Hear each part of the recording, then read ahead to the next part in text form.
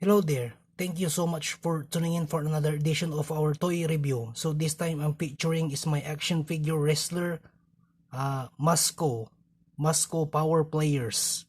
So yan, ito ang aking i-review ngayon ng aking wrestler na nakahilo. So ito si Masco. So yan.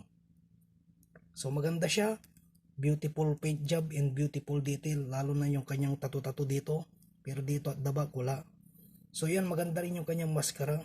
Parang gaya sa WWE, parang si Rey Mysterio. Ito yung sa napapanood ko lang talaga to sa mga sa movies yan talaga ata yun, yung parang sa Cartoon Network, yung Power Players. Hindi ko lang alam kung mayroon pang mapapanood na ganun. Basta yun, napapanood ko lang minsan sa Power Players, tapos sa YouTube din pinapanood ko din. So yun din, maganda rin yung kanyang detail. Also yung kanyang palitan ng maskara, yan yung kulay red, merong kulay yellow, tapos yung kulay red.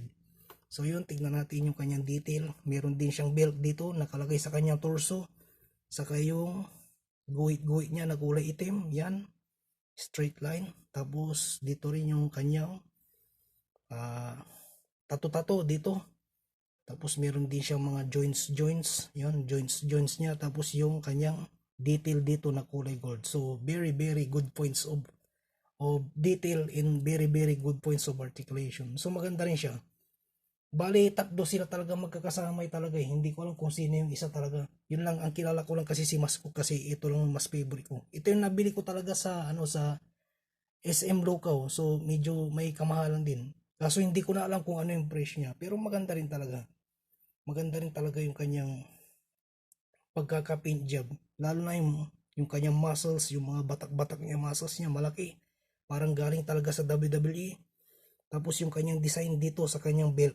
You see that? Ayan. Champion ang nakasulat, universe. Champion universe. So yun, medyo malakas din to si Masco na naka-yellow. Yan. So maganda rin yung kanyang boots. Ito rin na nagustuhan ko. Yung kanyang boots. Yan, dalawa boots. Tapos yung mga detail niya. Beautiful. Good points. So yun, palitan natin ng kanyang head. So yun. Yan, natatanggal yung kanyang head. Tapos ipalit natin to. Oh, yan. Ayun, medyo bumagay din. Yan. Ito yung palitan niya ng head. Dalawa. Yan. Yellow tapos may isang red. Yan. Ito yung kapag naka-base mode siya. Tapos ito naman yung simple mode lang siya. So, yun. Maganda rin siya actually. Maganda rin. Nagustuhan ko rin talaga yung toy na to. Ito yung dinidisplay ko lang talaga. Mas maganda siya. Tapos yung kanyang mga arms. Yan. Malaki yung kanyang mga arms. Yan. So, yun. I-articulation natin siya. So, yung articulation niya, itong elbow, swivel, na yan. Yan, naigagalaw. Tapos yan, pwede mo rin siyang naigaganyan. Back and forth. Tapos yung kanyang arms, nairo-rotate mo siya. So, yun din yung kanyang arms din niya. Yan, sideward. Ganyan din siya. Yan. Tapos dito rin. Yan. Tapos naibibin mo din yung kanyang arm. So, very good points of articulation din siya. Yan, nagagalaw mo siya. Nairo-rotate mo yung kanyang hands. Tapos also yung kanyang feet. Yan. Tapos naibibin mo siyang ganyan. Tapos dito rin yung kanyang feet din. Nagagalaw din siya. Saka yung legs niya, nagagalaw din siya. Pwede siyang ganyan. Uupo siya ganyan. So, ganyan. Ayan. Tapos may nakasulat. Ano yung nakasulat? GFS 0167. So, yun.